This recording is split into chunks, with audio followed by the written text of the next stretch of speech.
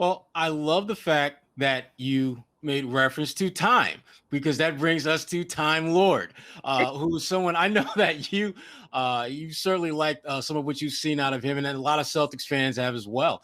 Is it time for us to get more Timelord than the 15, 20 minutes that we seem to be getting from him? Yeah, certainly I would like to see him play more, but I'm not the one pulling the trigger on the lineups. And that young man to me is so captivating. One thing that I always happens to me in the middle of a game is my eyes always drift towards somebody. And it may be different people on different nights, but for the Celtics, I find myself watching this guy when he is sprinting end to end, when he is rotating defensively and sending shots back. Like, I'm just dying for him to pull a turnaround jump shot from like 8 feet on the baseline or something, because you hear these tantalizing suggestions that he's putting in the work and trying to come up with a move and a counter and all these things. But certainly the level of athleticism, physicality, and the fact that he's supposed to be a man that wants to work and get better, Sherrod, like that intrigues me a lot. So. Yeah, the thing about Robert that I it's hard for me to get past, and there's a part of me that thinks the Celtics are still in that we sort of kind of but not really trust him to be that guy. Because as you mentioned earlier, Doris, when you talk about Baines and really Al Horford around that same period of time, they had that defensive anchor. They had that one cog that connected that offense to defense and vice versa. And Rob is tantalizingly delectable watching him play offensively, the things that he can do. There are very few players I've seen in the last 5-10 years at his size have that kind of athleticism. The one guy that comes to mind is JaVale McGee, as far as really over-the-top athleticism. But for all the highlights, there's the offensive rebound that he throws away. There's the, takes one too many dribbles that leads to a turnover. There's being out of position defensively. There's not communicating. There's all those little things that seem to, it gives the Celtics justification for not necessarily giving him the keys to the defense, but I think they need him to be that guy if they're ever going to be able to chip away at those top three teams that you were talking about earlier. Yeah, well, so here's the coaches navigate, right? And especially a team that was below 500 for a stretch of time that has really kind of underperformed. You can feel the pressure on the Boston Celtics, right? It's almost something you could reach out and touch, as they're dropping games, and Kemba got out of the gate slowly and all of those things. And so how do you navigate getting Rob more minutes, more video for him to give you exactly what you talked about, the mistakes, the process of learning NBA rotations, and being strong with the basketball on an offensive board. Don't put it down, don't pull it down, survey the floor, do everything you need to do, but then try to win games. And here's something that's fascinating to me, guys. I go back to a podcast I heard with Woj and Eric Spoelstra and Doc Rivers. This was like 2 years ago, I think, at the start of the season. And it blew me away that both men said, to this point, now they're both at that point championship coaches, but they both referenced, Sherrod and Kwani, they both referenced that rotations remain one of the most challenging aspects of what they do. Think about that.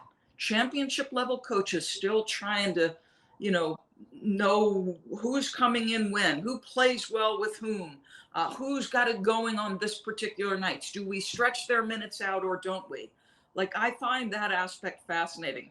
I know I am in a constant state of learning. I feel like the NBA evolves and moves so fast that I'm always learning. So I can't imagine the challenges on these coaches, really. With that being said, what do you guys think would be the factor that Brad Stevens would consider Rob Williams to be a legitimate starter for his team? Sherrod, you got a thought there? Yeah, I do. I think ultimately, I think Brad's hand is going to be forced. I don't think it's something that Brad is going to come to on his own, because right now they're starting to play better. Rob is looking more comfortable, and they still have him in that 20-ish minutes per game range. But to me, the more telling thing about what's happening is at the end of games when Rob is on the floor. And that's something that Brad has preached all the time about, who starts doesn't matter. It's who's going to close the game out. Who are my closers? Rob is at the point now where he's starting to gain Brad's trust and being a closer. And that, to me, is one of the first steps towards him being a guy that Brad will lean on at the start of games. Tristan Thompson, I think, has done a so-so job. He's looked better lately, but he hasn't been last night versus the Clippers. Yeah, he hasn't been the presence that I think, were looking for this season in the middle. And Daniel Tice, bless his heart. He's going to give you what he gives you all the time. He's very consistent. He gives you a little bit of a stretch big, not like Al Horford, not like Aaron Baines, but he gives you something in that regard. And then Rob is the wild card. He's the one guy who, when you start looking at their roster and who's kind of played at the level you expected or exceeded it, I kind of put him and Jaylen Brown in a different category than the rest of the guys, because I think those two guys have played – well, Jaylen has played better than anyone on the team. Rob, I think, in terms of improvement from last year to now, is probably right behind Jaylen in that regard. I think it's a matter of when, not if, Brad is going to insert him to the lineup, but I just don't think Brad is comfortable right now doing that.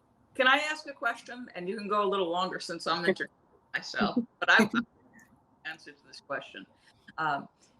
Daniel Tice, he seems to me to be in the Celtics fan base somebody that, triggers a little frustration. I see as a guy who is really smart defensively, who plays really hard consistently. He seems a little bit more confident on the offensive end. We all saw what teams did to him in Orlando. They just basically ignored him, challenged him to make shots and do all those things. What is it about that guy that can trigger a little bit of frustration? Because I just see a guy who plays hard. Yeah, and I think they understand that Tice, again, bless his heart, he has some clear limitations to his game. But that effort that you talk about, Doris, that's the thing that really resonates with Celtics fans. That's the thing that resonates with Danny. That's why when a number of teams, the last couple of years at the trade deadline had interest in Daniel Tice, teams like the New York Knicks, for example, the Celtics rebuffed them quickly, said, no, thanks, we're keeping him. We're not going to include him in any trade talks or deals, because they look at him as someone that they're getting significant bang for their buck with. And a guy that is not going to grumble or gripe about his role. I mean, whether he's starting, coming off the bench, plays 25, 30 minutes one night, 5 to 10 another, he's not going to give you the pushback that you see from a lot of players in this league. And if you're the Celtics, having a guy like that is a luxury. And they understand that. But again, when we talk about this franchise being all about Banner 18, winning championships, is title or bust in Boston, Tice is not going to move you there as your main big. He's a complementary piece. That's why the growth and evolution of a Rob Williams is so important, because he gives you something that when you start looking at matching up with Philadelphia, when you start looking at matching up with Milwaukee, when you start looking at matching up with these upper echelon teams in the East, he gives you something that they can't counter, something that's positive for you. But again, with Rob, it's feast or famine. He can be incredibly engaging and dominant in a very low-key way, or he can be incredibly problematic at either end of the floor. So it's a good conundrum of sorts for the Celtics. But Tice, who everyone knows I love to death, hashtag war on Tice is always trending every game because he gets no whistles at all. No whistles. That guy. Brutal night by night with the whistles. And yes, it's so true. Ideally he is the guy off the bench, but that's not a Tice problem, right? That's a Celtic problem. Right. That's right. A problem. So it's interesting. Thank you for that answer. Yeah, that's what we do.